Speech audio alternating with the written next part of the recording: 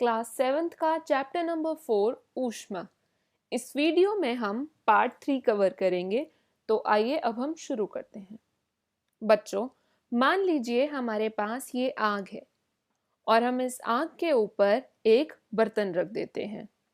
तो आपको क्या लगता है क्या होगा? क्या ये बर्तन गर्म होगा या ठंडा ही रहेगा? अब आप सब बच्चे कहेंगे कि मैम ये बर्तन गर्म हो जाएगा। तो पहली चीज जो हमने सीखी वो है कि जब हम किसी बर्तन को आग पर रखते हैं तो वो गर्म हो जाता है। क्या हो जाता है? गर्म हो जाता है। अब हम जानते हैं कि ये गर्म हुआ क्यों है, किस कारण हुआ है। बच्चों, जो ऊष्मा इस ज्वाला के अंदर है वो बर्तन की ओर चली जाती है। कहाँ जाती है? बर्तन की ओर। तो हमने क्या देखा कि ऊष्मा आग से कहाँ गई? बर्तन की तरफ गई, और इसीलिए जो बर्तन है वो गर्म हो गया है। लेकिन अगर मान लो कि मैं इस आग को हटा लूं, अब हम एक काम करते हैं, इस बर्तन को इस आग पे से हटा लेते हैं। तो अब आपको क्या लगता है क्या होगा? हम देखेंगे बच्चों कि ये जो बर्तन है वो धीरे धीरे ठंडा हो जाएगा। जैसे ही हम इस बर्तन को ज्वाला के ऊपर से हटा लेते हैं तो बर्तन धीरे धीरे ठंडा हो जाता है। ऐसा क्यों हुआ बच्चों? क्या आपने कभी सोचा है? ऐसा इसलिए हुआ, जो ऊष्मा बर्तन के अंदर थी वो अब कहाँ चली गई? आसपास के परिवेश में। आप यहाँ पढ़ सकते हैं कि ऊष्मा बर्तन से परिवेश की ओर स्थानांतरित हो जाती है। पहले क्या हुआ था? जो ऊष्मा अग्नि में थी वो कहाँ चली गई? बर्तन में चली गई, जिसके कारण बर्तन गर्म हो गया। अब जैसे ही हमने अग्नि को हटा लिया, जो ऊष्मा बर्तन के अंदर थी वो ऊष्मा कहाँ गई? आसपास के परिवेश में गई, जिसके कारण हमारा बर्तन जो है वो फिर से ठंडा हो जाता है। तो हमने आज क्या सीखा बेटा? कि जो ऊष्मा है वो सदैव गर्म वस्तु से ठंडी वस्तु की ओर प्रवाहित करती है। मतलब कि एक गर्म वस्तु से एक ठंडी वस्तु की ओर चलती है। जब आप घर पे चाय बनाते हैं तो क्या होता है? जैसे ही आप गैस ऑन करते हैं पानी गर्म हो जाता है, उबलने लगता है ना? क्यों? क्योंकि जो गैस की ऊष्मा है वो कहाँ गई? पानी के अंदर गई, जिसके कारण पानी क्या हो गया? गर्म हो गया।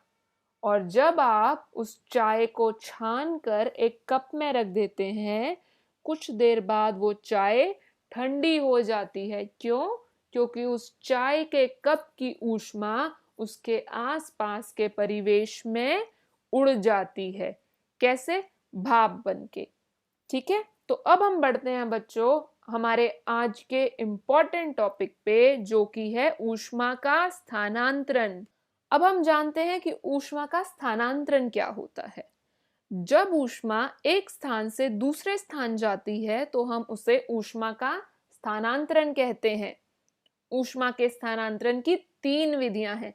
कितनी विधियां हैं बेटा? 3 विधियां हैं। पहली है चालन, दूसरी है संवहन, और तीसरी है विकिरण।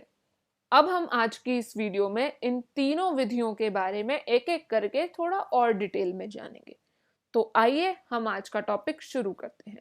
सबसे पहले हम जानेंगे बेटा चालन के बारे में।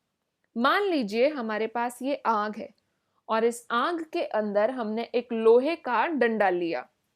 आप देख सकते हैं एक सिरा हमने हाथ से पकड़ रखा है और दूसरा सिरा कहाँ है?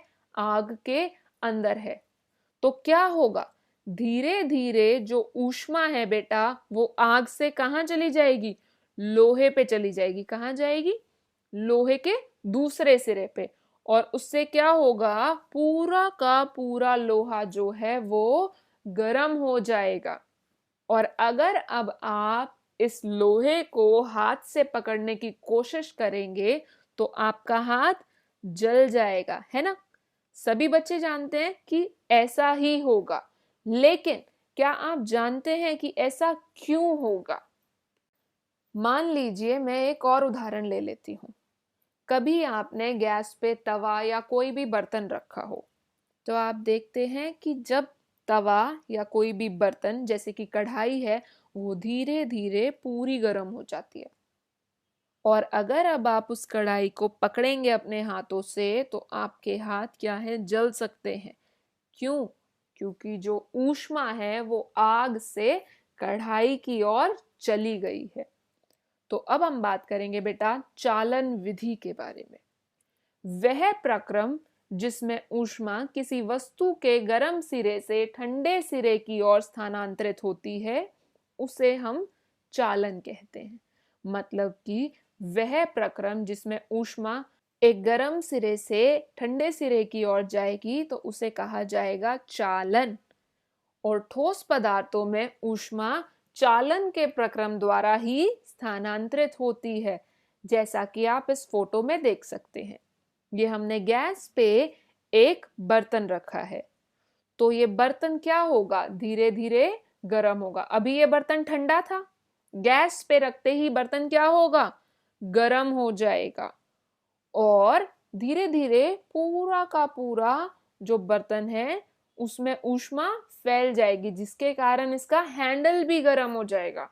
जैसे ही हम इसे हाथ से पकड़ेंगे, हमारा हाथ जल जाएगा।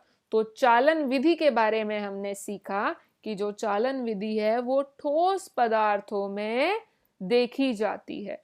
जितने भी ठोस पदार्थ हैं उनके अंदर ऊष्मा का स्थानांतरण किसके द्वारा होता है, चालन विधि के द्वारा।